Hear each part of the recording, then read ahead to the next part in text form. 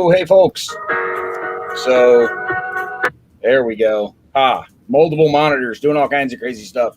Hey, so yeah, there's like already 5 people watching, and that's kind of cool. So thank you guys. Listen, other than what you've seen publicly from Gary of, hey, can't make it tonight, had an emergency come up, that is everything we know about what is going on with Gary. So hoping for the best for him. But we figured we're not doing anything else tonight. It's like summer. There's no good sitcoms on TV. And so we drafted a handful of folks to come in and join us. Well, we had one threw her metaphorical hat in the ring because it's a long throw from Michigan to throw her hat in the ring. So we've got Amabel from Hollandspiel here with us. OJ's dad, who's one of the Dragoons, is here with us. We may have some other folks pop in here at some point. Let me see if we can get us all. Hey, there we are. We're on screen. So listen, people, we have zero agenda for tonight. None at all, other than we're going to hang out and chat. And we just wanted to still give folks that were used to Monday nights a place they could go just hang out and chat. And so here we are. So throw comments at us, throw questions at us. If we don't know, we'll make up something that sounds convincing. And look, if you're asking, you probably don't know the difference anyway, so it's okay. But thank you for Mike for being able to jump in here on really short notice. I was like messaging a bunch of people, I don't know, 2.5 hours ago. How long ago was it, Mike? It wasn't that long, was it? No, I was still working till it was about 4 o'clock Eastern. Yeah, maybe. Dude, that you early. got a haircut. I did. I got a bunch of haircut. So yeah. I think the last time I saw you, saw a picture of you, you had like hair down to your. Yeah, it was here. Yeah, it was further than that. Yeah, I was pretty hippied up there for a while. It was my winter coat. And, I think he's going for the Cousin It look. Yeah, not quite. It wasn't quite as bad as the pandemic hair, but it was getting close. But yeah, somewhere in the middle of all that, Amabel messaged me and said, "Hey, so what's going on tonight?" I'm like, "Hey, come on in, join us. Why not?" So welcome for your second live broadcast with the Dragoons after you joined us for the map graphics contest thingy that we had going on there. So you know what? I just realized I have no idea how to change this, but apparently I was an idiot and disabled chat on this live stream. So everybody hang on a second because I'm just a moron. And I don't know if I can, I have no idea if I can change this. I'm looking at the screen over here. I'm like, where are all the comments? I expected people to say hi. And there's like, chat is disabled for this live stream sitting over here on the screen next to me. Man, I am not good at this, am I? Good Lord. No comment. Yeah. It deserves comment. It absolutely deserves comment. It totally deserves all of the... Well, the comment's disabled, so... The shame and derision that you can offer me. Oh, man.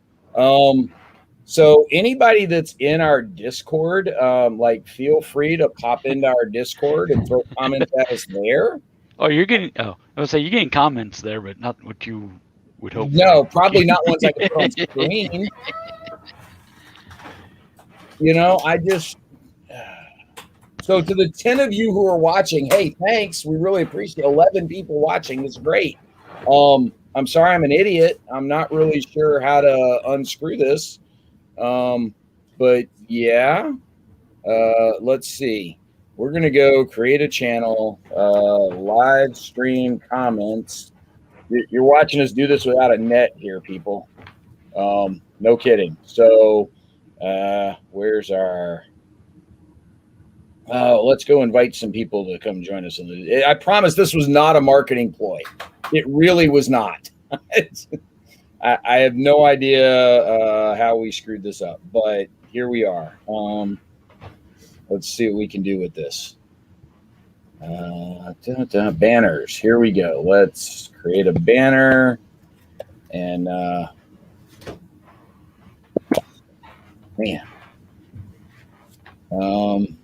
okay, show this. Ta-da! There we go. There's a Discord link. Folks can frantically type it down. You can come make fun of us in our Discord because Brant's an idiot. Yeah. guys, if I knew how to make this change, I would. Can one of y'all Google this for me and like figure out how to change a StreamYard setting once the stream started, if we can? I'm looking. I'm not seeing anything about it, but I'll keep looking. Yeah, I think this is just a case of Brant's a moron and doesn't know how to change it. But I don't have a good way to like stop and restart the stream. I don't think. It's just every time we've used our streams, they've been for the conventions where we focused on having folks, interacting with us through the Discord. So we turned off the chat. And like, I have no idea how to change that because again, I'm a moron. So, if somebody knows and wants to throw a comment in the Discord, we're happy to have your comment in the Discord. Please tell us. Yeah, anybody know how to re-enable chat? Thanks. Yeah. Appreciate your help there, McGuire. Yeah. All right. So, Amabel, what's going on with you and the game table these days? What are you playing while I try to figure out how to get chat working for everybody? Mostly it's just been playtesting because the thing that happens when you're a publisher is most of what you do is playtesting of your own games. So, I don't really get to get other companies' games on the table very often these days, which I miss that a little bit. I miss playing games not being work. Yeah. But it's still the best job in the world, so I can't, complain too much. Yeah, I could totally see that. I was, I was a bad game publisher for a little while. When I had Bayonet Games going for a bit there.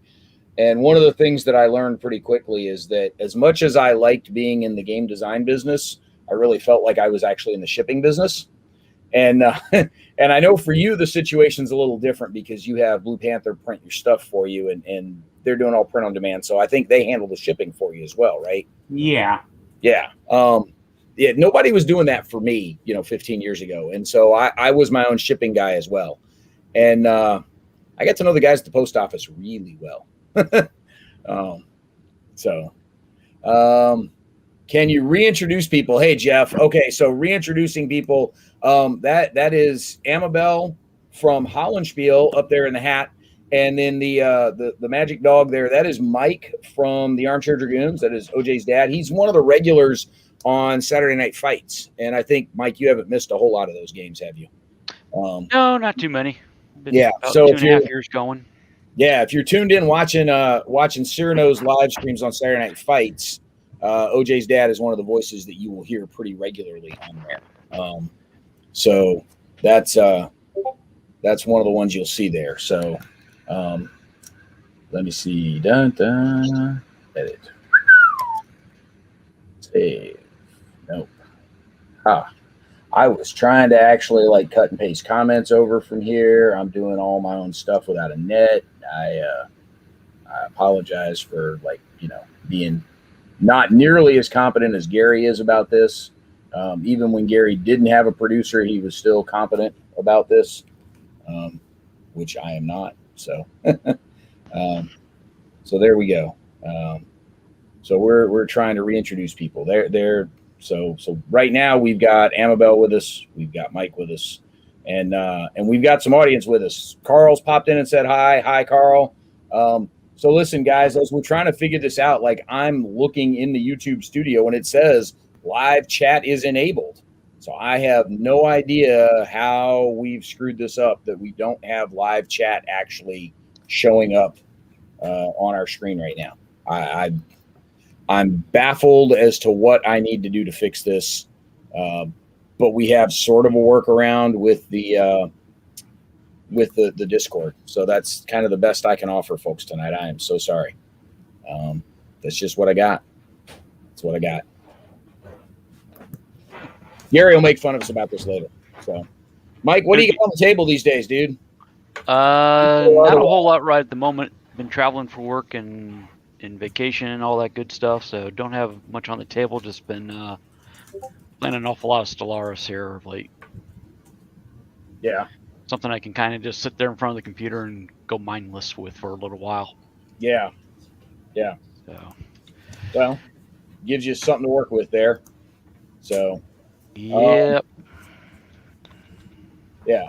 Carl just reloaded the page and the chat appeared for Tommy. All right. Well, let's see if that's what actually happens. So let's see if we're making comments happening. Hey, there we go. We've got comments, people. We've got comments. We've got some kind of comments. So chat, yeah. Amabel, chat seems to be working. We got this. We got this happening. All right. Chat is now happening. Apologies for all this, people. I just look, we're winging it, right?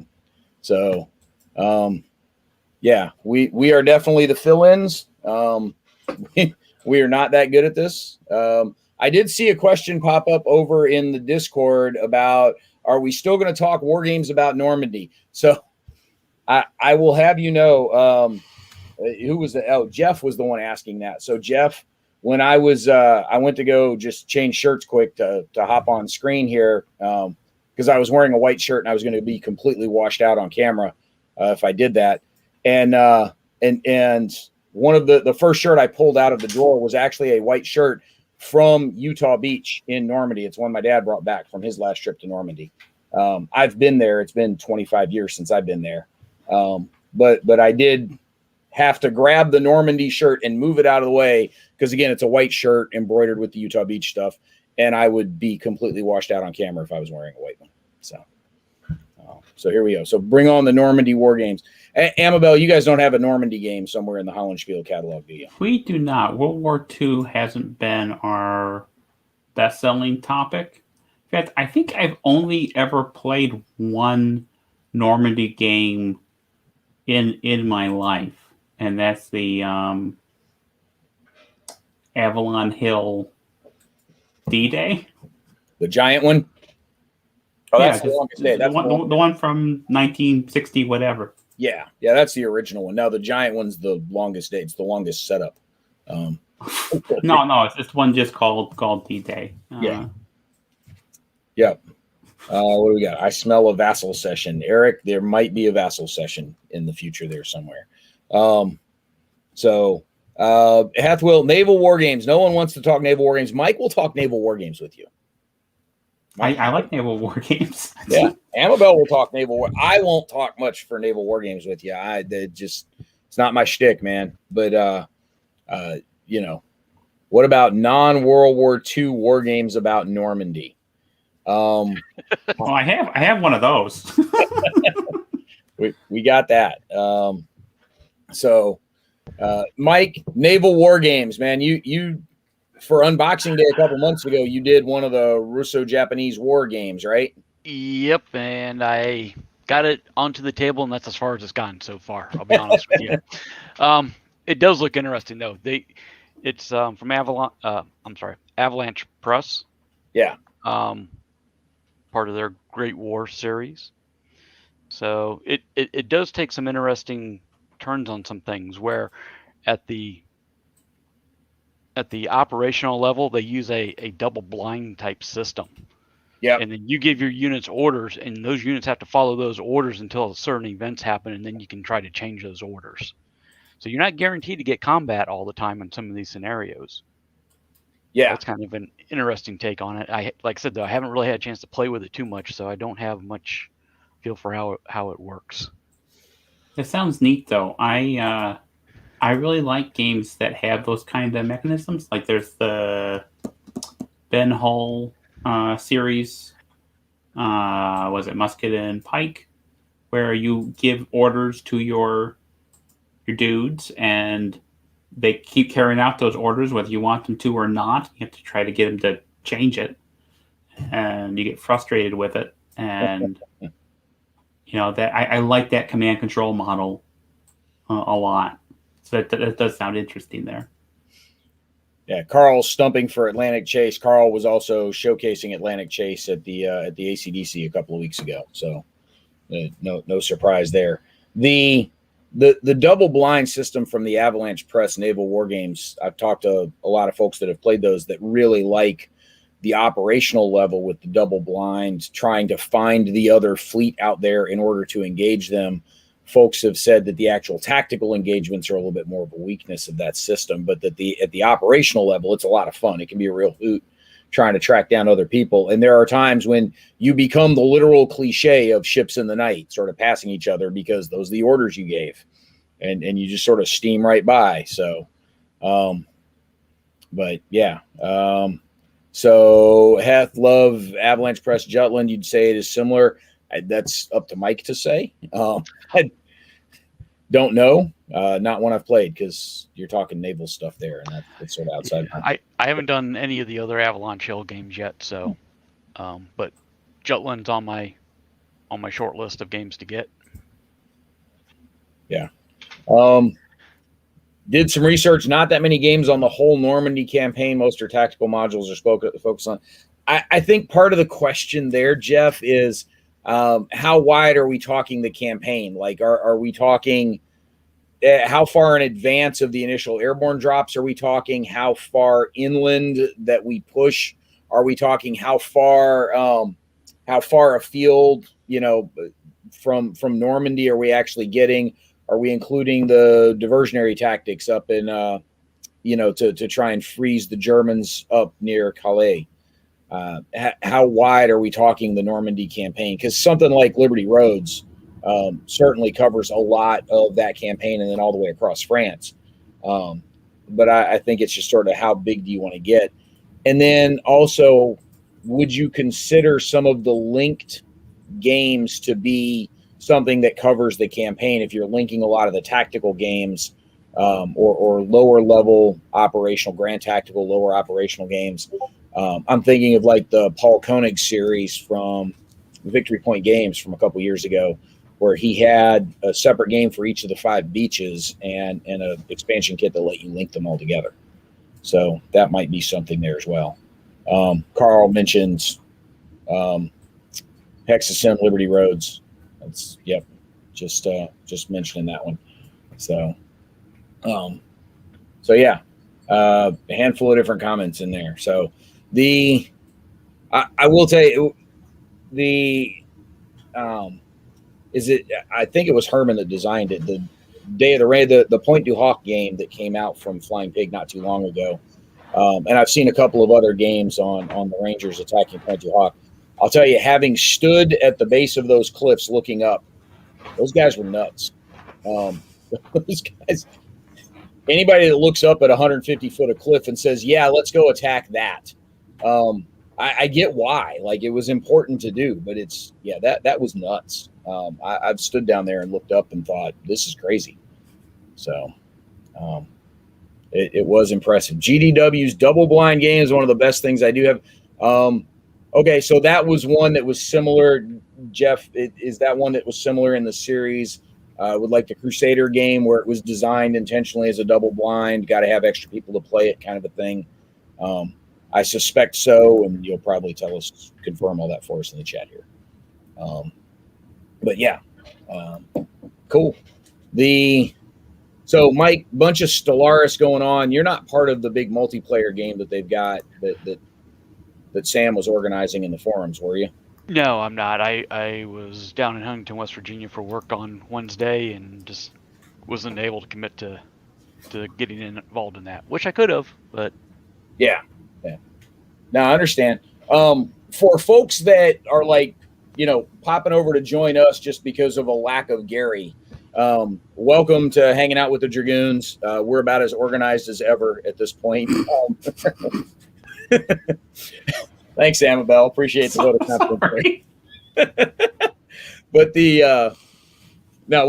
we're normally, with Origins and some of our other events, we're a tad more organized than this tonight. Live streams are not something we do as regularly as guys like Gary and Mo.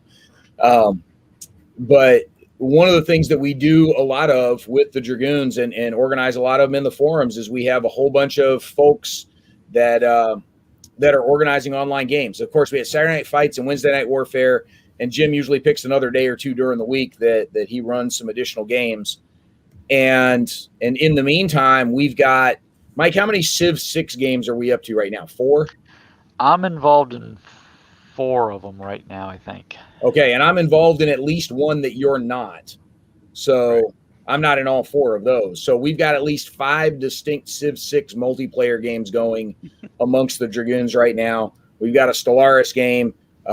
We had I think it was last weekend. Hethwill had a game that he was organizing. Jan had one he was organizing. We had our usual Saturday night fights. It was almost like a mini convention that weekend, just because so many people popping in with different games that they were setting up and looking for people to come play. The Marshall and the dudes out in California with International Kriegspiel Society will typically, mention their stuff with our crew so that they can pop in and join as well.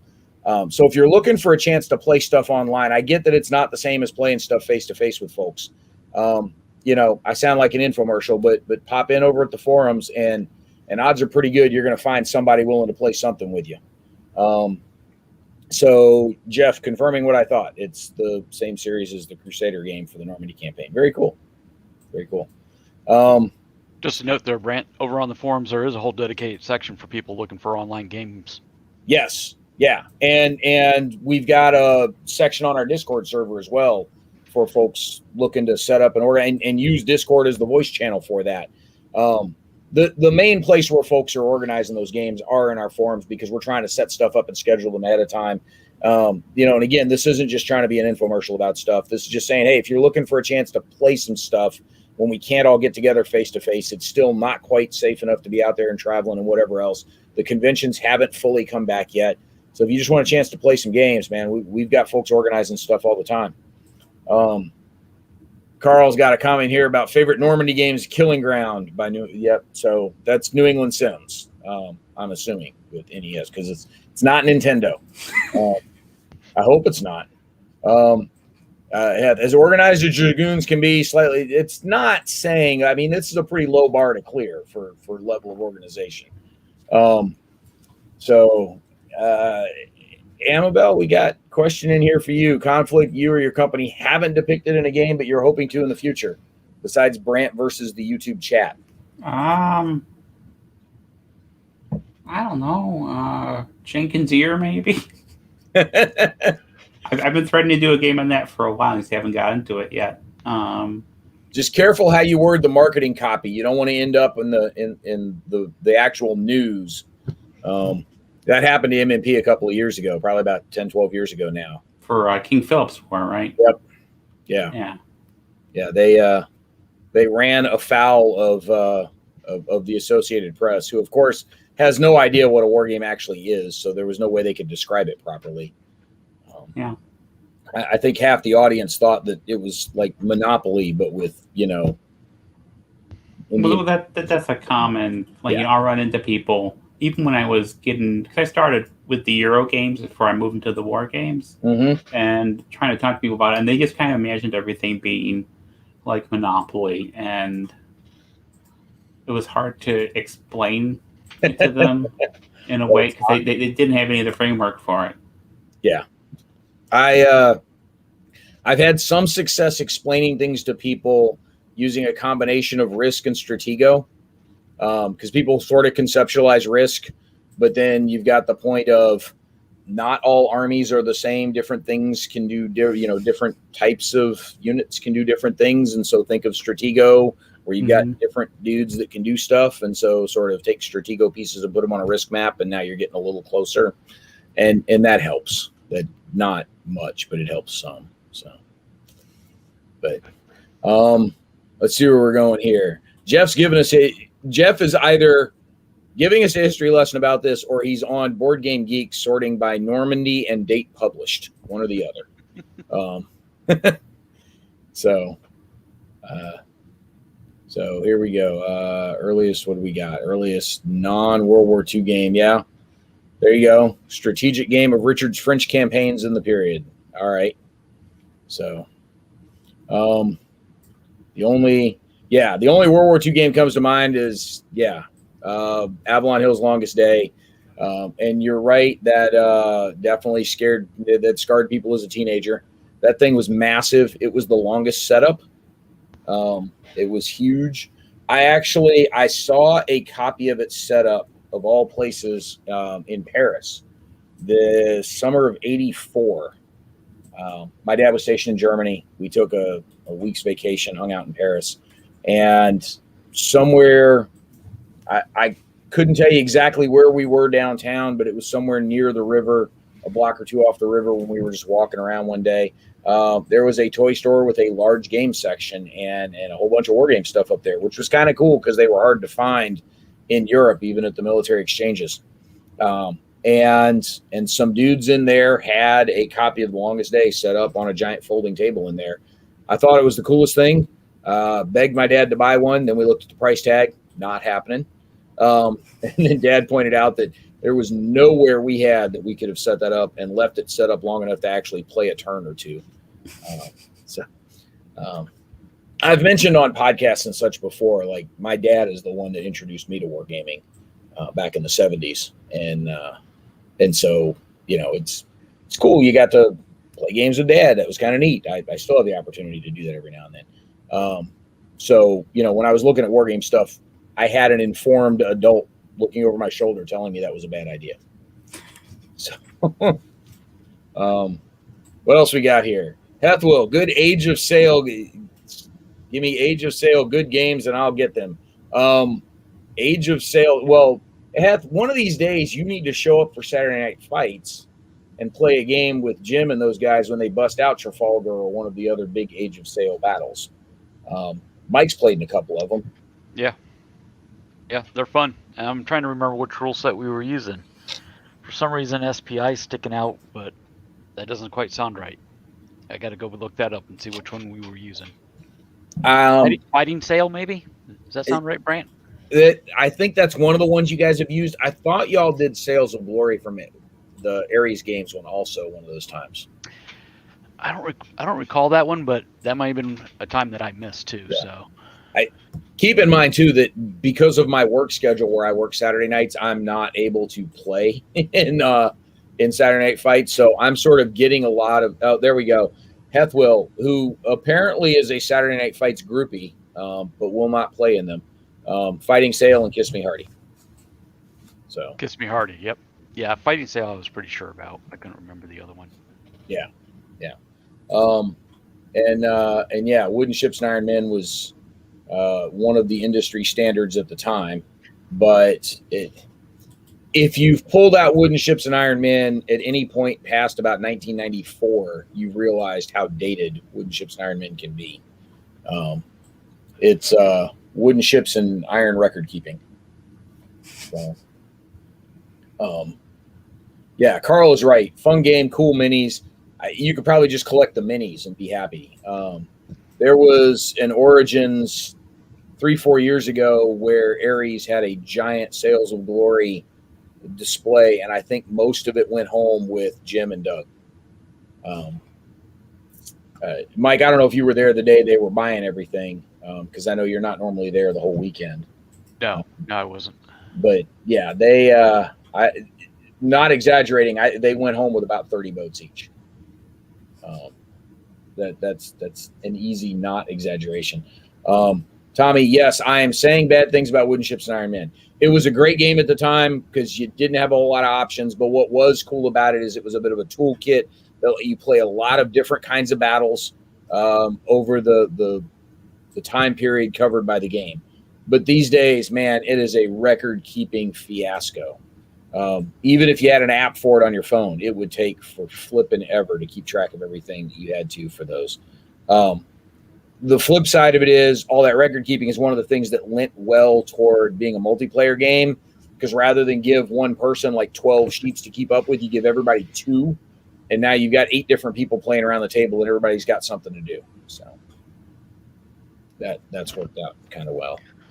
For more modern stuff, we were using Victory at Sea quite a bit. Yeah. Is that the one where you had to actually like estimate the ranges for real because you weren't allowed to measure them on the table? I'm trying to remember that. Victory at Sea had something like that. That was Fletcher Pratt for sure. We did Fletcher Pratt also. Well, that's right. Yes, it's the Fletcher Pratt one. That's the one I was thinking of. That's the one that Delanor did so well at being a plumber, he eyeballed that pretty good with those measurements. He didn't have to measure. He was pretty on target with that stuff. So, which is interesting, given that it's all in a virtual world, and yet his measurements were still pretty well spot on. yep. Yeah, that was entertaining. So, yeah. Amabel, what's the most record keeping you guys have in one of your games? 4X maybe? Yeah, I guess you could. I mean, you're adjusting the values for. I would probably with the fiddliest. I mean, every time you do something, you have to adjust 6 markers. And someone actually made a Java applet that just does it for you, which was that's how I prefer to play the game when I play. Yeah, so I'm a big fan of Dominion, the deck building card game, the big Euro game series. I'm a big fan of Dominion. I have been so spoiled by the Androminian phone app for the last 10 years that I have a hard time wanting to get the cards out and actually play them, just because the amount of shuffling you have to do as you cycle through your deck throughout the game. Just the shuffling alone takes a ton of time when you could pull out the phone and get essentially the same game in 4.5 minutes. Yeah, and it's a fraction of the time. I remember I was at a convention back, when conventions were a thing. Yeah. And we played Time Agents. Okay. Which is a science fiction game. There are like 6 different civilizations, and you're trying to travel back through time to change history so it suits your civilization's needs, and then unevent time travel by creating a paradox.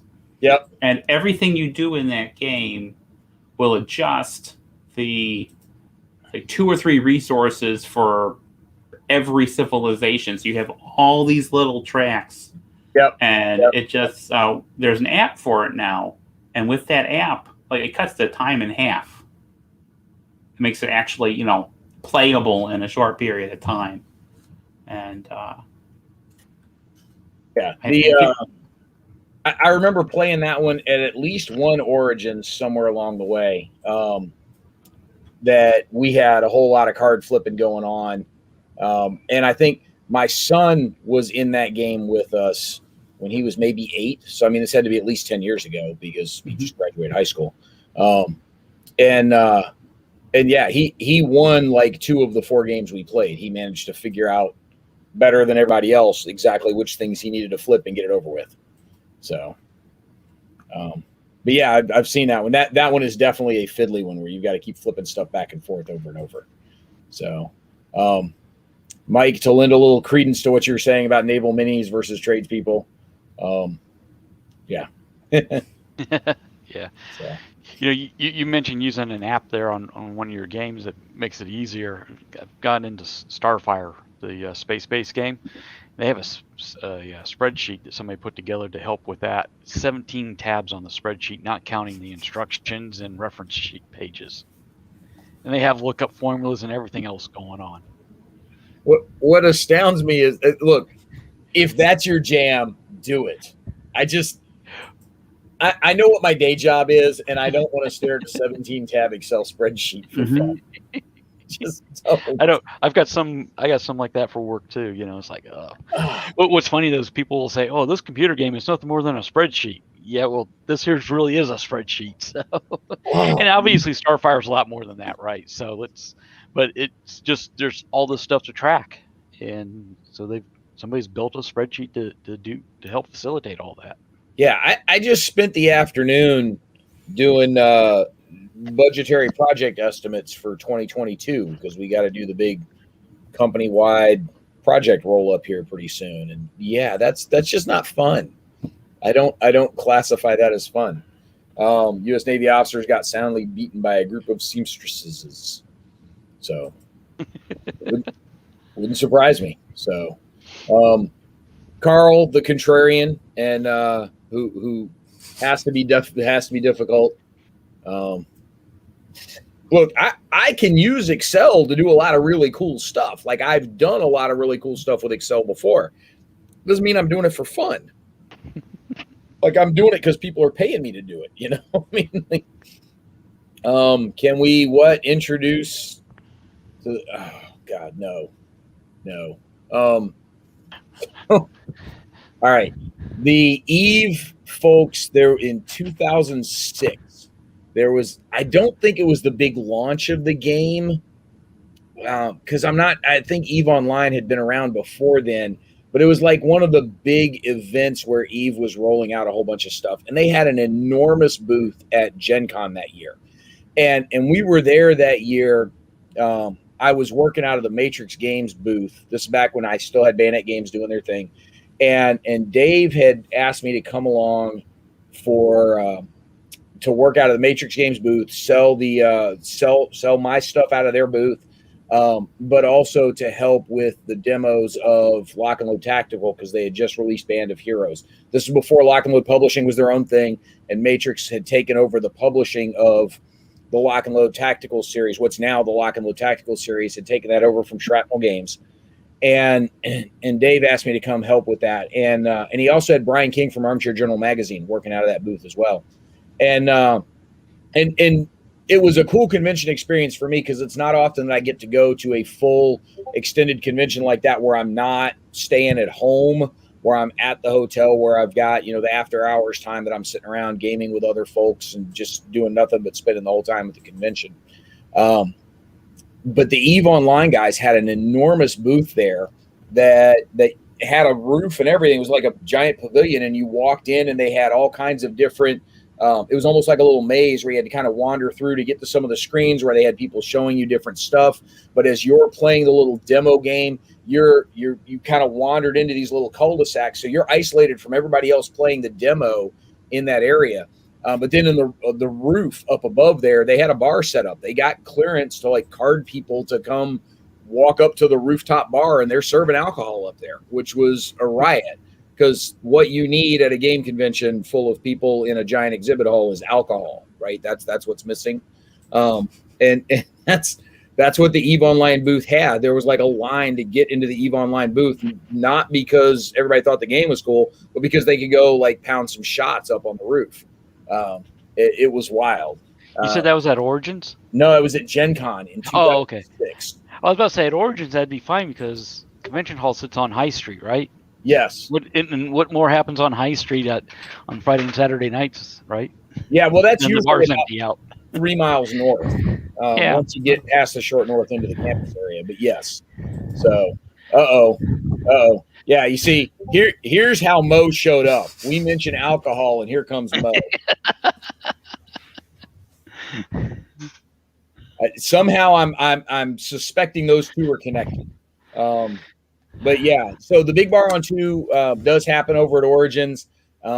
There's also there's Barley's across the street. There's been more than a few drinks pounded by Dragoons and our friends over the years over there. For a bunch of years, James Sterrett and I ran the Games and Sims for Military Training panel at the War College. And usually we'd have an hour or two in the War College, and then we'd have to vacate the room for the session after us. And so we'd adjourn to Barley's, and 8 or 10 people would come over there with us, and we'd essentially continue the seminar, only we had beer. So that was always good. Where's the whiskey? How about the Charlie? Yeah. Okay. Thanks, Mo. You're just trying to pick fights now. So Mo's just trying to pick fights. I'm not going to say we haven't ever snuck a libation or two into Origins, but I'm not going to not say it. I'm not going to be accused of being a liar, but I'm also not going to incriminate ourselves. So, just throw that out there. But hey, Mo, thank you for stopping by. Appreciate you sticking your head in here. Jeff, have you ever made it to the Big Bar on 2 over at Origins, or you just heard about it because it's kind of famous? So, big fights. That's what Marines do. Yes. So he's in Texas too, isn't he? Isn't Mo down in Texas? Yes, he is. So he's got like a double reason to fight between Marines and Texans, right? and drinking. So, yes, that is what Marines do. They just don't do them in tanks anymore. That's all. So, yeah, had to needle that one there. So, all right.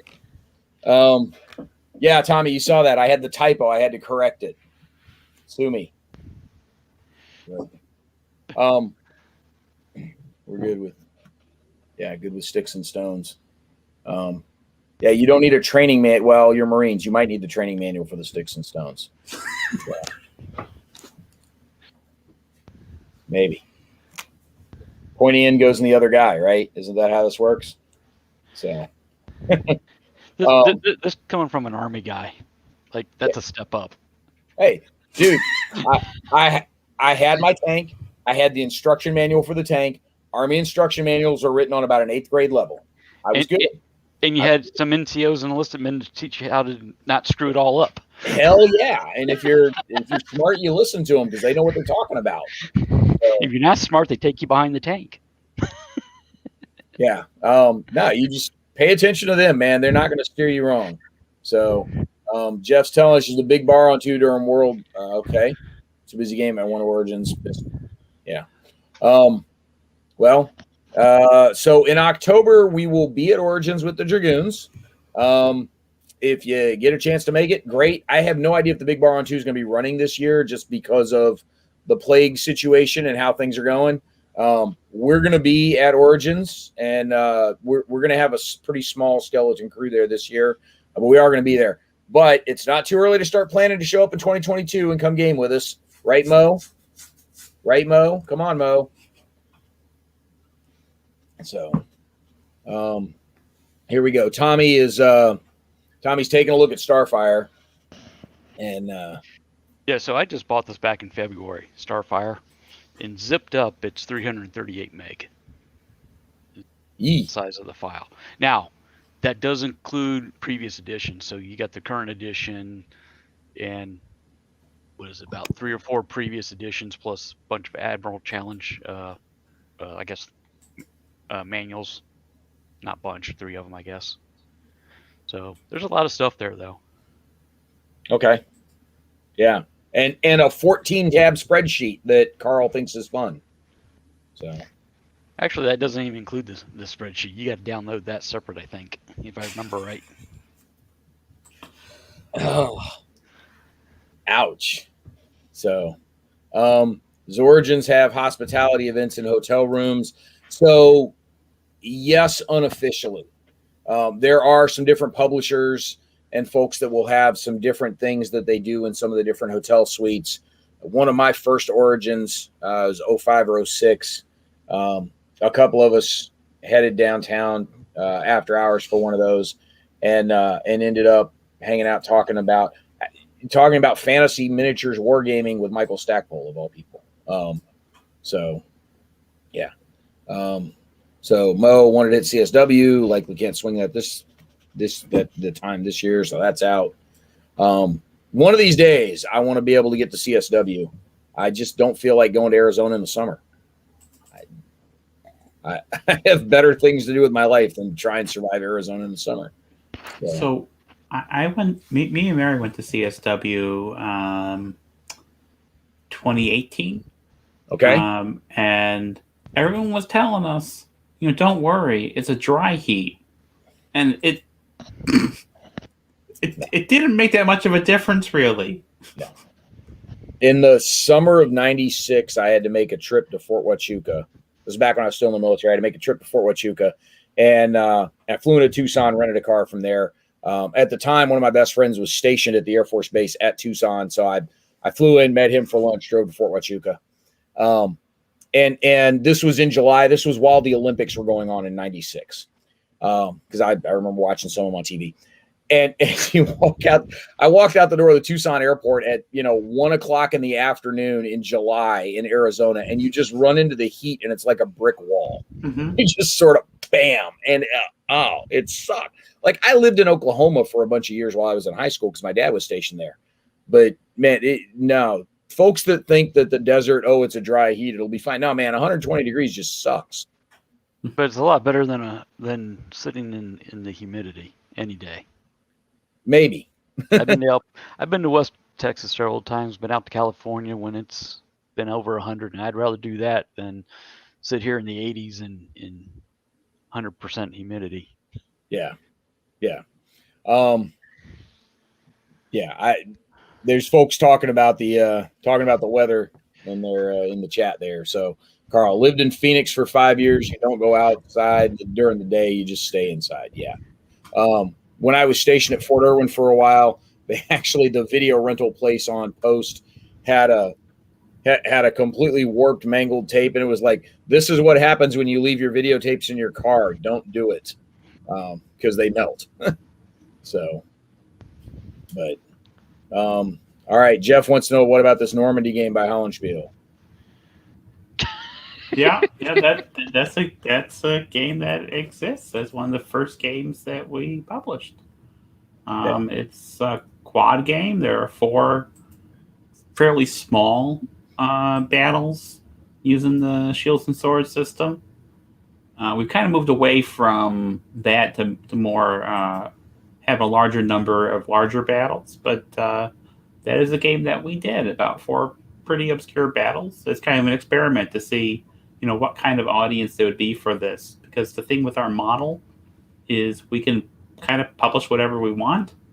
So we want to use that, because there are some publishers that have a similar model, and they don't do whatever they want. They do what everyone else does, and why? No, I'm take a risk. Yeah. And if it doesn't pan out, the only thing you've been out really is the time and some production costs, but you're not out a 10,000 copy or 1,000 copy run of something. No, I mean, even when a game flops, which happens very rarely, we still make a profit. So I mean, is it really a flop at that point? Yep. Just to look back through who all is here. Howdy, Findle, appreciate you stopping by. I know him as Finley, so hi, Finley. And Jeff and Carl and the rest. Tommy, I've been trying to get you guys in the chat as much as I can. I now understand why Gary has somebody else posting comments in the chat for him. I think John's the guy that does that for him. Wardrobe, welcome. Just saw the note on the Twitters. Hey, appreciate it. I tried to tag the folks that I could fit within the character count that we had to work with there, but with Gary being off the grid, wanted to at least try and get something resembling a Monday. Look, no counters are being harmed in the making of this live stream. We are not actually clipping anything. I do have a libation going. I'm not doing scotch. Just didn't feel like trying to figure out which scotch to drag up here to the office, so I just grabbed the cider out of the fridge. And Mo's going to be drinking enough alcohol as it is, so we'll be fine. He can make up for the difference. But we wanted to keep something going, since there's this bit of a community that's grown up on Monday nights around Gary's live streams. And look, we're going to do this week while he's not here. He's back next week. Everybody go hang out with Gary, have fun. We're not muscling in on his turf at all. We just wanted to help out some, since it was a last-minute call for him. Carl is clipping Operation Mercury. So Carl is, in fact, harming counters during the making of this stream. So now, Brant, do you clip counters at all? No, me neither. I've never. I don't need to with the Hollenspiel games, that's for sure. But yeah, so I did there are 2 games that I have clipped, and both of them because the die cutting was so bad that in some cases I literally had to cut counters out with an X-Acto knife and then go back and clip them afterwards. One of them was one of the little micro half-size folio games from Decision. I want to say it was the Congo Merc game. It might have been the Angola one. It was one of the Africa games from Decision. And I think it was just, it was a random bad printing, bad punch, because the other games that I've had from them in that series have all been fine. It was just that particular one didn't work out great. And then I had a copy of the original Nemo's War from Victory Point way back when, 10, 11, 12 years ago at this point. And that one didn't punch worth a crap. And I had to do a lot of cleanup to try and get those pieces looking. And some of them are round too. Like, you get bad edges on a round counter. How do you clip them to clean that up? It's just not much you can do with it. So I'm not like our buddy Barthhart, who is, all about free range counters. He's into hippie granola counters with dreadlocks. But I'm not one of those, fastidious, must have everything clipped kind of dudes. Take it or leave it. I do think some of the newer ones that, like some of the new counters that Lock and Load does, where every counter is its own distinct die cut with the pre-rounded corners, I think those look pretty snazzy. But if I got them without the corners already being rounded, I'm not doing it. So, yeah. Mike, where are you on the clipping of counters? I've never clipped a counter before in my life. So, when you play on Tabletop Simulator, there's not much need to do that. Yeah, well, there's that. There is that. They do come pre-rounded, right? So, sometimes they even have colored bases. You had to go there. For those of you not indoctrinated into the ways of Saturday Night Fights, that has been a long-running gag that Jim does not color code the bases on the stands of the virtual figures. That people have to go hunting for their own units across the landscape, which when you have a game not unlike Leipzig, that can be a challenge because there were a lot of figures on those maps. So here we go. Jeff gives Vance heart attacks. That's what Jeff does. Jeff scares the hell out of Barth. Yeah. There's Finley. jokes there I could make about Barth and counter clipping and stuff, but I'm in like about 3 or 4 Civ games, and he's by far the most experienced, and I want to last a little bit longer. So Yeah, he's coming for you. You and I are neighbors in one of those. I'm between you and him. So if you piss him off, he's going to come through me to get to you. There was one year where we had jokingly mocked up. So we used to do some little pin-on swag thingies for the lanyard badges for the different members of the booth staff, the booth crew, and some of the longtime friends of the Dragoons. And a couple of years ago, we had jokingly made up these bronze-looking ones for the Order of the Square Button. And it's a bit of a gag that we've had running for a bunch of years, that the Square Buttons guys are the guys that are overly anal retentive about like Napoleonic uniforms, because on 15 millimeter figures, they want square buttons on the guys that had square buttons on their uniform. And so we made up the Order of the Square Button for everybody. And we had and these were just done on a 3D printer. One of the guys has a 3D printer, offered to make up a bunch of these for us. But he did a special one for Vance with the corners rounded. So we were able to give Vance the corner rounded Order of the Square Button. So what do we got here? Bunch of non-clippers take over the weekly clipping stream. Go figure. Well, Carl, you weren't doing it, so we did. I'm just making fun of you. Again, I'm not one of those, oh my God, it has to be clipped or else, or oh my God, it cannot be clipped at all. I take it or leave it. I'm not going to put in the effort to do it, is basically what it is. So Heth says about less time clipping counters means more time painting miniatures. I've never purchased a miniature either, so. No, you just copy and paste on Tabletop Simulator. Yep, well, Jim does actually, but. Yeah. If only Napoleon could have. If only Napoleon had a railroad. Yeah. For supply lines. A couple of years ago, 10, 12 years ago at Origins, the Mage Knight collectible minis game had been on its way out for a couple of years, and there were a ton of the retailers there just dumping inventory. And so you get boxes of the Mage Knight minis game booster packs at $1 a box for 4 or 5 minis in there. And yeah, they're on the giant clicky bases. You just shave them off of that and glue them to some of the bases you buy at the GW booth right down the way. And you can get a very large collection of pre-painted minis really, really cheap. And the Mage Knight ones, a lot of those look kind of cool too. Some of the powered swords and different stuff that the guys had. So it was kind of cool. So I've got a giant collection of pre-painted fantasy minis around here. Painting batches. Yep, the aliens one. I remember you showing off some of the pictures of that one online. So, all right, what do we got? Actually swapping between 2.5. Oh, yep, different counter sizes.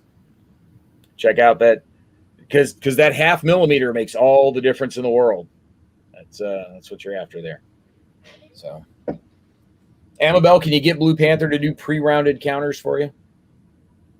I mean, we probably could. And we've done some circular counters, certainly. I think it's just, making the template and then figuring out how many counters, on that sheet.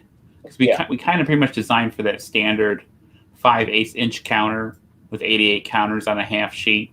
Yeah. And so, it's never a case with the game I design where I'm like, oh, I have 90 counters, and what do I do here? I'm like, I design with those counters in mind. Yeah. So, yeah, it's certainly possible. Just haven't bothered to do it. I mean, your stuff tends to punch out pretty clean from the stuff from. Oh yeah. Because I've got the copy of Blitzkrieg that we used for the kids program a couple years ago at Origins. I've got that one here. I've got a copy of White Tribe from White Dog Games that's printed by Blue Panther. The counters punch out real clean. 99% of the time, the counters just fall right out. Yeah. And trying to look what else I got from you back on the shelf back there. I got the map in the way, so I can't see. But yeah, I've never had an issue with any of the stuff coming from Blue Panther not punching cleanly. I've seen other stuff not punch super clean other than stinkiness. Yeah, Blue Panther quality components are great. I've been really, the fact that dude has figured out how to build a business model exploiting folks like Amabel, I think is awesome. Those are fantastic components, and for a print on demand shop like that to pull off something like that of comparable quality to 90% of what was being made in '83, it's really good. They really are excellent. So, wardrobe minis look awesome with your eyes closed. Just go ahead and pretend you're fine. So, but yeah, Mo telling us Blue Panther's counters only problem is the thickness. Yeah, they can be when you've got some bigger stacks going. One of the White Dog ones that I was playing, I had the White Tribe, the Rhodesia game on the table. And fortunately, you're not stacking much there where you have larger numbers of counters. You've got big areas on the map to spread them out, so that's good. You can kind of space them around a little bit, and that does make a difference. We had one game that had, I think the stack limit was 5 counters, and that was the last time we had a game with that many counters in the hex. And that's one reason why we moved to having much larger hexes in our games. Okay. So a game like we have Antony and Cleopatra, which is an operational game about war between Octavian and Antony. And, we could have printed it on like a 17 by 22 map, but we need like 10, 11 counters in a hex. So we doubled the size of the map. So we got these nice big hexes that you can just put a bunch of counters in a few little stacks. So there's more room. So you've got a what is that, a 34 by 22 map that Blue Panther was able to print and fold for you, huh? Cool. Yeah, mostly we designed for 17 by 22, mostly because, I have to test our games, and our table basically has enough space for 17 by 22 most of the time. Yeah. So it's, we occasionally go to 22 by 34, but of course that also costs more. Yep. I don't think we'll go bigger than that. I mean, I know there's a lot of games that are bigger than that, but I've never played them. They're before my time. I always get a kick out of some of the North Africa games because they're always long, skinny maps, right? That's just how North African geography is laid out. And so when you see something like DAC 2, one of the big OCS games, I always thought that they should ship those maps on like a scroll that you could just mount it at either end of the table and just scroll back and forth as you needed, so that because the map itself is like 9 feet long, but you only ever need like a 4-foot section of it at a time as you're moving stuff back and forth. So let's just scroll the map side to side as you need it. That's how they need to sell North Africa games. So you have guys at either end just cranking it and moving the stuff around. So what do we have? Many players do explode maps and Lock and Load Publishing now does the X maps with the giant hexes that they've blown those up digitally and give you the giant like 2-inch wide hexes that you can put stuff in to be able to move those things around. The first game that I remember seeing that was a major release that had big hexes like that to spread stuff around was Combat Commander. I'm sure somebody had done it before. I'm sure somebody probably did it back in the 70s, but the first really popular one that I saw where that was kind of the standard that was on tables everywhere was Combat Commander.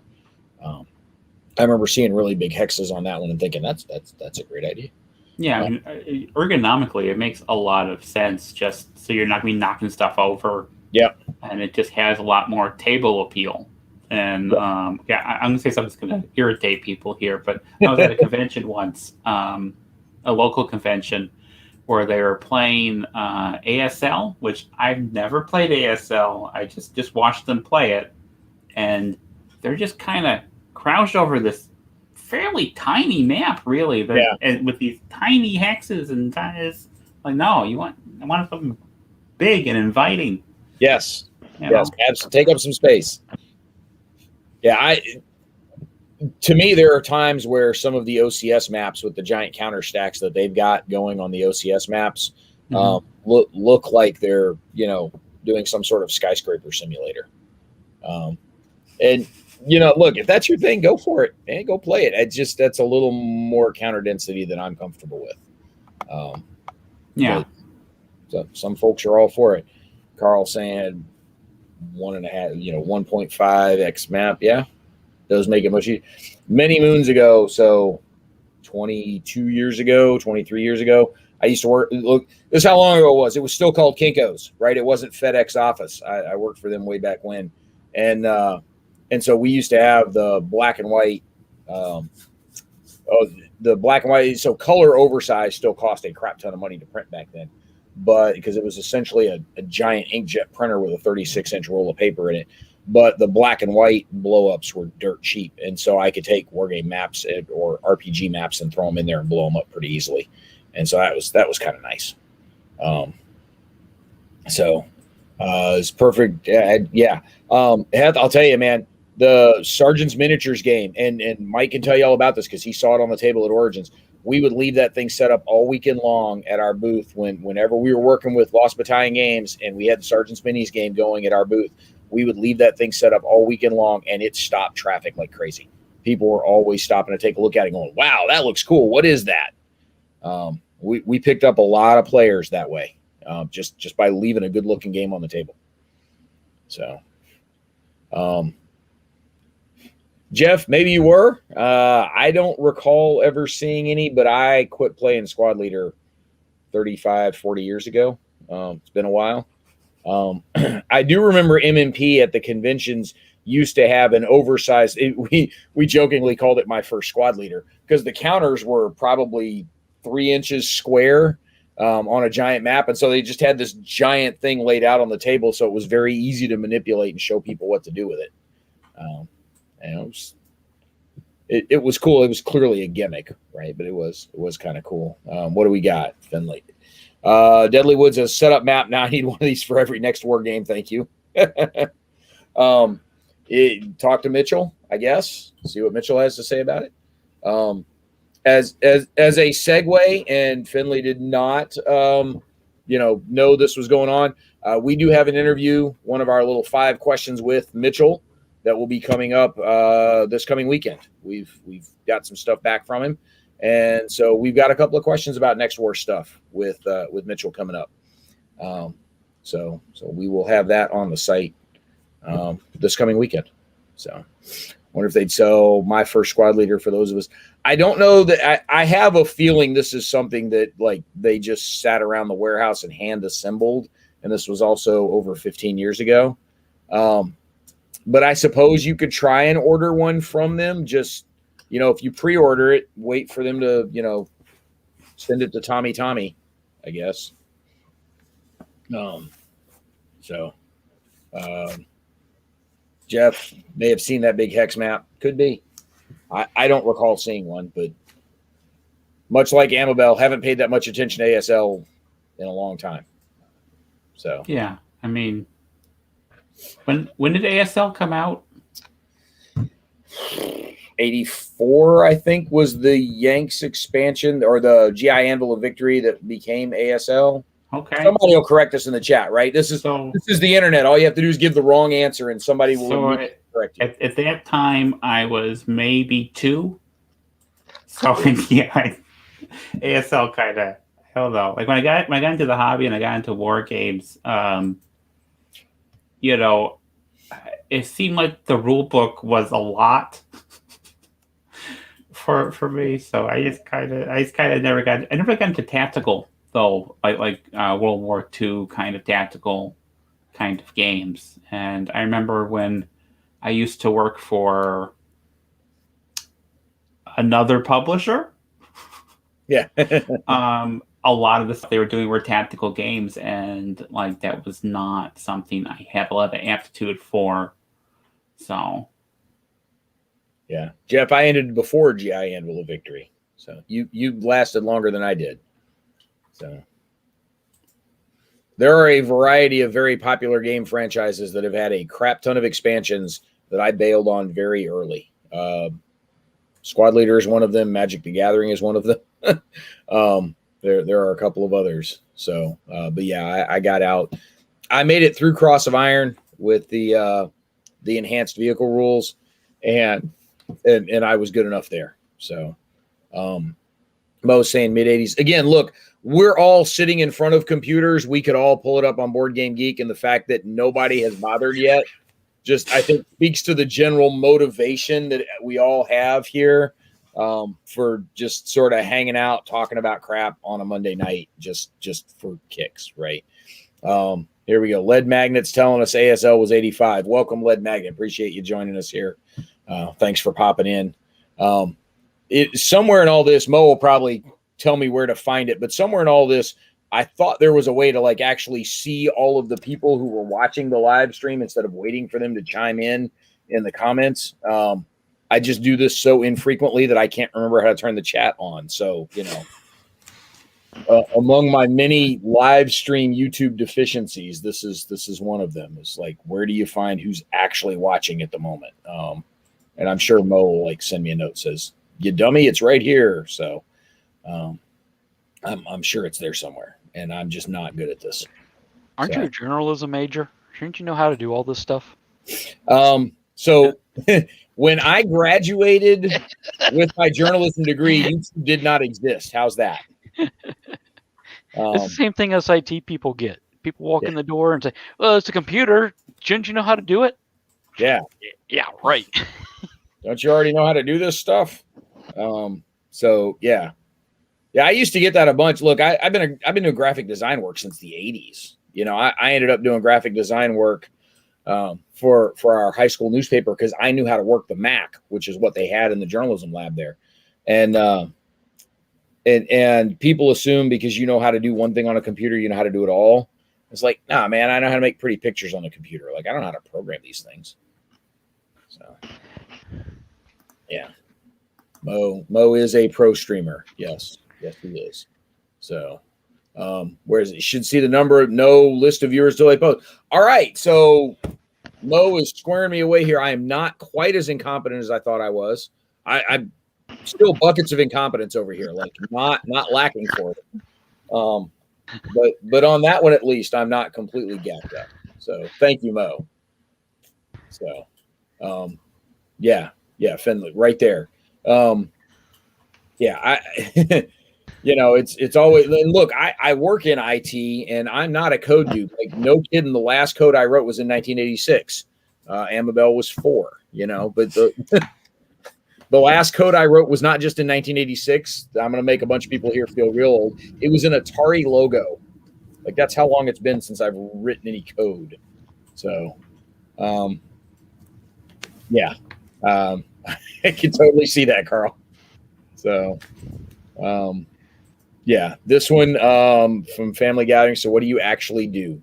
That's a little easier to explain now that I'm a project manager. When I was an analyst, that was a little tougher to explain. Good luck telling your family you're a wargame playtester. I'd love to hear how that conversation goes. So Apple Basic was the last time Mo wrote code. Mo, you work in IT too, man. I guess you're pulling cables and eating crayons. So Not everybody in IT writes code. yeah. Yeah, definitely not this guy. So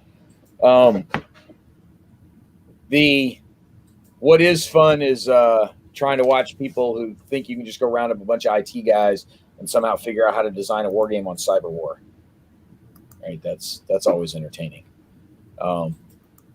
There's one, we've got a link to it in our forum somewhere. Somebody had actually developed this thing and published. I think you can find it on Board Game Geek even.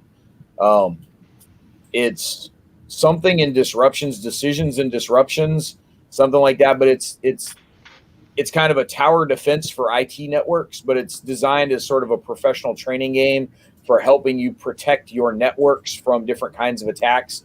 But the board where you lay everything out and you have to construct stuff and figure out where the breakpoints need to be and where you need the different switches and firewalls and proxies and all these things. The board is assembled using Legos. That's what it is. It's a professional training game on cyber defense more than cyber warfare. And it's built out of Legos, which I would just love to be a fly on the wall when everybody comes in for their professional development session that day and there's a bunch of Legos on the table in front of you. That's got to be a lot of fun. So what do we got? So what's the sky limit for counter stacking for everyone? I think that depends on what you like to play, dude. I think it also depends on how steady your hand is with the tweezers. Finley, and how often it's not Netrunner. Somebody go look on our forums. It's in the professional wargaming section in our forums. There we go. Decisions and disruptions. That's it. Tabletop. There it is. Tommy dug it up for us. Tommy's got the lightning fingers of doom there. There's Android Netrunner. Yep. What do we got? Blue team using Legos. Cool. There you go. Mo, take that into work, man. Professional development. See what they say. So, that's not how this works. That could happen. Amabel, y'all don't have any cyber anything on the horizon yet, do you? No, not that I am aware of. No. Not that you're aware of. Is Mary acquiring games behind your back? Well, if there's dinosaurs in it, I think she would. Yeah, but no, I mean, I know I'm not working on it because really I work on stuff that's 19th century and before, and we don't usually get a lot of modern stuff submitted to us, and when we do, it usually isn't our cup of tea. Yeah. So also, I think it's probably difficult because a lot of board games you really need a kind of spatial element because most board games are very spatial and moving in physical space, and it's hard to literalize cyber stuff. Yeah. That is a challenge, and even without being goofy about it, Yeah. You don't want to end up doing like Tron or something. Yeah. All right. So Mo's asking, what's the next hot game for Hollandspiel? What's the next hot game? Not the next cool game. What's the next hot game? Well, I mean, the Reign of Witches Toledo War double pack just came out, and we have the first Dinosaur Tale Bales expansion coming out. But probably the big thing for people who are more into war games rather than dinosaur games is the Horse and Musket series relaunching. We've redone all the counters. I've relayed out all the counters. We're redoing all the packs, redoing all the scenario diagrams and scenario books and all the rule books. And we're going to bring them all back in because they've been out of print while we've been working on this. We're bringing them all back, along with the fourth volume, which is the American Revolution and the French Revolution. And then after that, I have the Grass Crown, which is like 10 Roman Republic battles. So those are probably the two big crunchy war games that people might be interested in. We have some other games coming out after that, but they're more for that kind of Euro crossover crowd. Yeah. So Hollandspiel is not a Dutch company. Dude, they're in Detroit. We're in Detroit, yeah. No. Let's go with no. So the story behind that, Mary's maiden name was Holland. And actually, our last name now both is Holland. And we thought it'd be funny if we called the company Hollandspiel, because then people would think we were one of the European companies. And that was funny when we started. It's not as funny now because people still think we're one of the European companies. But, we have some kind of reputation with the company and the name. So we use it. We lean into it. Yeah. It's amazing things that seemed like a good idea at the time. Suddenly, maybe not so much, huh?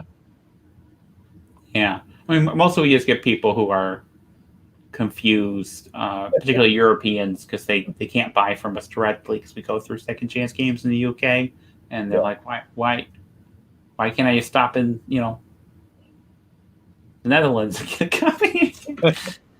What we really need is bluepanther.eu to set up shop somewhere, in Luxembourg or something. Here's the funny thing. Early on, we looked into that. We looked into trying to get a European printing partner who would function the same way as Blue Panther. We actually had someone who's acting as an agent for us on the continent, going to different countries and visiting different shops. Wow. And the amount that we'd end up paying them. Thank you, Carl. I agree. The amount we'd end up paying them would be selling the games at a loss at our current prices. Yeah. So it didn't make any sense to pursue that. Second Chance Games worked out pretty well for us, though. It's really opened up the European market.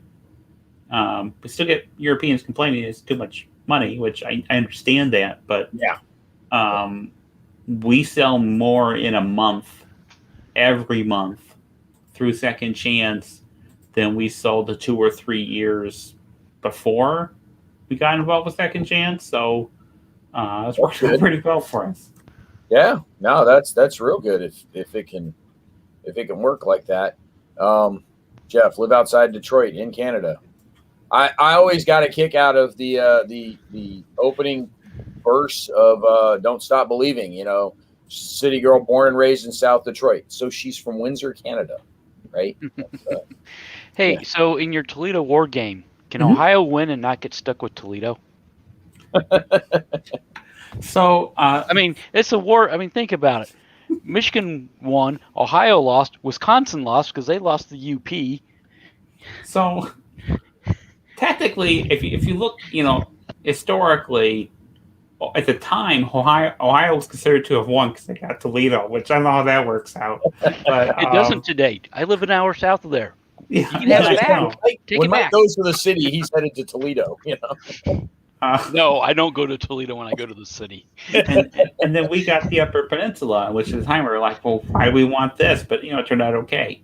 The way the Toledo game works is basically at the end, Ohio is going to have Toledo, and Michigan is going to become a state and get their Upper Peninsula, and then it's just a matter of, the score determining who really won, because you could argue that Ohio won the war, and you can argue that Michigan won in the long run because Upper Peninsula was very rich in resources. So that's pretty much it at that point for that game. With like a 15-minute game with 20 cards, there wasn't much we could do for a lot of alternate paths. Not a lot of nuance with only 20 cards there, huh? Yeah, works out okay though, and people we've sold a lot of those 2-packs in like the 2 or 3 days since we started taking orders, which wasn't really expecting that. Like, I knew people were interested in the game because people were selling Reign of Witches secondhand for $150, and that's too much money, which is why we re-released it. So it was like that's too much money for a game we gave away for free. You've now completely crushed the Reign of Witches speculation market. Oh yeah. So yeah, and we weren't ever going to re-release either of them because the whole thing of the holiday games is you get it for free during the holidays, and then it doesn't come out again. They go away. But we're doing that, and then we're giving most of the profits to the Morris Animal Foundation. So I feel better about re-releasing it, and kind of going back on what I said was going to be the case. Yeah, and crushing the capitalist dreams of the game speculators around the world. Yeah. Hey, if you're comfortable with that, so yeah, I absolutely am. I have never spent $100 or more on a game, and I wouldn't do it for a little card game. I don't know as I've ever spent $100 on a single game. I've easily spent multiples of hundreds on games, plural, in a stack from certain places in a single purchase, even. But I don't know as I've ever as I've ever done over. I'd have to think about it. I'd honestly have to go back and look. I've gotten close a couple of times. So, any more sci-fi games coming like Escape from Hades? That's a possibility. Both Mary and I like sci-fi. I know Fred Manzo said he was interested in doing a sequel for Hades, but he's had some health issues slowing him up, so I'm not sure how far along that's coming. There's some dinosaurs in it. It'll be published in a week. Probably. There are a couple sci-fi things like I have in my back burner, but I haven't gone to work on them just yet. Because I did a sci-fi game once, and it flopped. No one bought it. So I got the rights to that back, and we might republish it, but it'd be trying to make sure we publish it in a way that attracts people and makes an attractive game. Thoughts on a wish list functionality? I will say this. One of the great things about Hollandspiel's website is you can sort the games by newest on top. Because when I'm sitting there doing our Tuesday Newsday dump each week, and I'll load literally 80-odd tabs at once and sit there and go through all the publishers to see what's new this week. And a lot, CSL doesn't do it. White Dog doesn't do it. There's a couple of the smaller ones. Like New England Sims doesn't do it, but they only got 4 games, so it's not that hard to figure out if there's something new there. But it's yours. I can sort. Give me the newest stuff at the top, and it's very easy to find. Oh, that's the new one. Let me make sure we note that in the news drop. So it's I definitely appreciate that about your guys' site. I wish everybody else would do that. Yeah, I'm not sure if there is a wish list. If we have a way to do a wish list functionality, we certainly can look at that. I mean, some things we're looking at. I would like to have a way where, you could sort by designer, Yes, Carl, 80 tabs, because I'm not cross-referencing them or having to look up something from one to the other. I load about 80 tabs and then close them as I go. So, scan the compass page, got what I need, close it. Scan the GMT page, get what I need, close it. So, yes. I'm not trying to, bounce calculations from one to the other to a third and then start rolling stuff up. No, not doing that. Not for fun. I do it when I'm paid to. There we go. Mo wants Dinosaur Star Rebellion. I'm sure Mary would like that too. So we'll see. That sounds like Mo's got a project. When's the pitch coming in, Mo? First week of August? Is that when you'll have the pitch ready for Mary? So I don't know if Carl's going cross-eyed for the 80 tabs or for Dinosaur Star Rebellion, but probably a little of both. 80 tabs worth of Dinosaur Star Rebellion. So, guys, we're coming up on 90-ish minutes of this. I'm not going to look. we don't have a theme for this. The alcohol is already dry. I don't have a bottle in here to refill like Gary keeps the scotch on his desk. We don't have counters to show off that we're in the midst of clipping. So we may wrap this up here pretty soon. There's Mo saying that was the pitch, right? Dinosaur Star Battles. There's your Star Rebellion. There's your pitch. But we did want to have something tonight since we weren't going to have Gary to at least have something out there for folks to pop in and join us. And I think we've done that for the dozen or 24 or so people that were able to pop in and join us. Look, I want to apologize for not being nearly as polished as Gary is when he does this. He's also been doing it for, a year plus, maybe more at this point. And this is our first attempt at this. So thank you for bearing with us. Mike, what's the next thing you've got going on? I'm assuming probably Saturday night fights, huh? Or are you in Wednesday night warfare? I don't know if tomorrow night I'm involved with that or not. Definitely Saturday night we're doing Altar of Freedom Battle Gettysburg. It'll be our third night going at it. We're still on day 2 of the battle. Yeah, it's not quite Leipzigian in its proportions yet. So, Leipzig, they took longer to play Leipzig than the actual battle lasted. Jeff, you're going to have to get that answer from the website because I think it's on there, isn't it, Amabel? You guys have the score on it. And what Houndsville? Yeah. So that's. I mean, I can just do it real quick because I don't know where it is on the website. Yeah, we decided we wanted to get into publishing because that's going to be the way to make a living, which has worked out for us. We've been full-time since early 2017. And so we decided we'd have a company, and we started one, and we called it Hollandspiel. Worked out okay for us. Now, both of us had worked previously for another publisher from whom we learned a lot about what we wanted to do and what we didn't want to do. And we've applied that going forward, and it's turned out all right. I think there's people tend to remember the what not to do lessons a lot more sharply than the what to do lessons as you're first starting those things out. My laundry list of what not to do from Bayonet Games was pretty extensive. So I'm definitely with you on that. So, no, I definitely appreciate folks showing up, Amabel, for volunteering here to show up and join the chaos, and Mike for, actually taking my text at the last minute that said, "Hey, got a crazy idea tonight." And so I appreciate everybody being able to jump in on such short notice. Again, just trying to help Gary out here a little bit. And, he had something come up at the last minute, and we decided to jump in and fill the breach for him. Mo, thank you for taking some time out to swing by, especially since you probably got a show going on tomorrow to prep for. So definitely appreciate y'all joining that. Again, I'm going to go ahead and pull out the infomercial moment. ArmchairDragoons.com.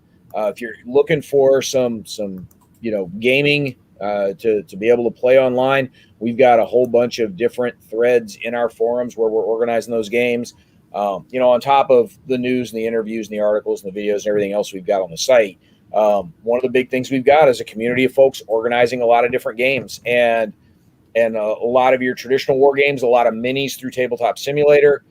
We've got an occasional role-playing game here and there popping up, even a bunch of 4X stuff, a bunch of space 4X stuff, a bunch of historical 4X stuff.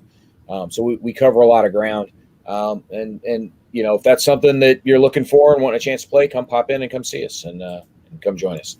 So appreciate everybody being here. So thank you all for that very much. I think I still have where'd we go? Don't worry, Gary, we got you covered. Impromptu Monday live stream. So thank you. Cool. Let's call it a night, everybody, and we'll see you guys some other time when we decide to be crazy enough to try to do this. So, Mike, can you make Groot wave? Does he animate? No. Dang. Didn't know. All right. Different type of 4X. Yeah, wrong kind of 4X there, Mo. Different 4X. Cool. Cool. Everybody have a beautiful evening. We'll do this again some other time. I just don't know when. Oh.